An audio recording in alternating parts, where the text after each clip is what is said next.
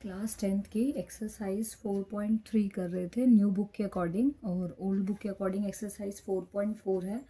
2 questions कर लिए थे, अब थर्ड क्वेश्चन है, is it possible to design a rectangular mango grove. इसमें हमें एक रेक्टेंगुलर मैंगो ग्रोव को डिज़ाइन करना है जिसकी जो लेंथ है वो ट्वाइस है ब्रेथ के, और एरिया गिवन है 800, और हमको लेंथ और ब्रेथ निकालनी है। तो इसमें हम लेट कर लेते हैं क्योंकि क्वेश्चन में लेंथ जो है वो ट्वाइस दी है ब्रेथ के, तो लेट कर लेते हैं ब्रेथ को x, तो लेंथ उसके ट्वाइस है तो लेंथ क्या हो जाएगी 2x।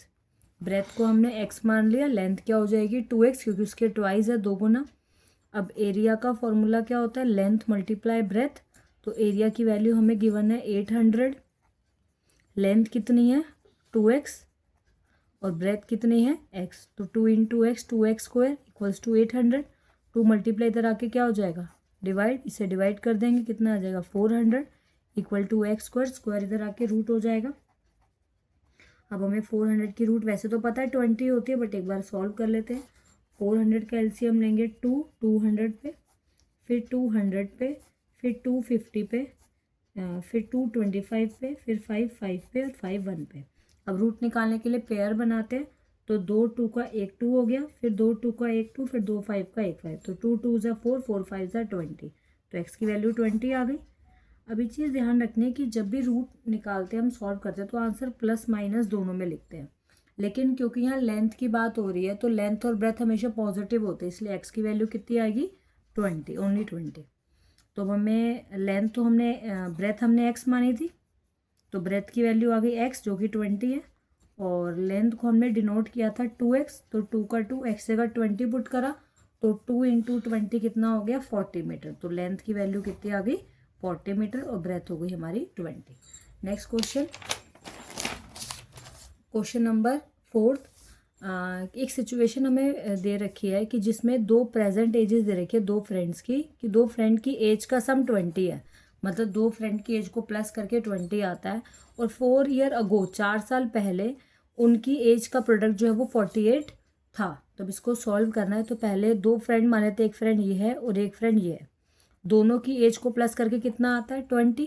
तो एक फ्रेंड की एज को x मान ले, तो लिख लेते हैं let the age of first friend की एज को हमने क्या मान लिया x, तो एज ऑफ सेकंड फ्रेंड कितनी हो जाएगी, तो x प्लस है इधर माइनस में ले आते हैं, तो x प्लस इधर आके माइनस होगा तो क्या हो जाएगा 20 माइनस एक्स, तो सेकंड फ्रेंड की एज क्या हो जाएगी 20 माइनस एक्स।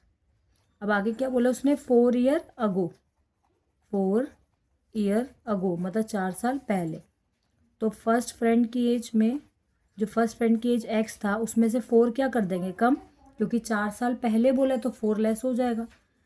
फिर सेकंड फ्रेंड की एज 20 माइनस एक्स थी, तो इसमें भी 4 क्या कर देंगे हम कम कर देंगे क्योंकि 4 ईयर अगो बोला है, तो 20 में से 4 गया 16 माइनस एक्स। दोनों की ही एज में से 4 लेस करना है क्योंकि 4 साल पहले बोला है, तो 20 में से 4 गया 16 माइनस एक्स। अब क्या बोला कि दोनों की एज का जो प्रोडक्ट है दोनों को मल्टीप्लाई करके कितना आएगा 48, तो पहला हमारा कितना है x माइनस 4 और दूसरा कितना है 16 माइनस एक्स, दोनों को मल्टीप्लाई करके क्या बोला क्या आना चाहिए 48, तो मल्टीप्लाई कर लेते हैं।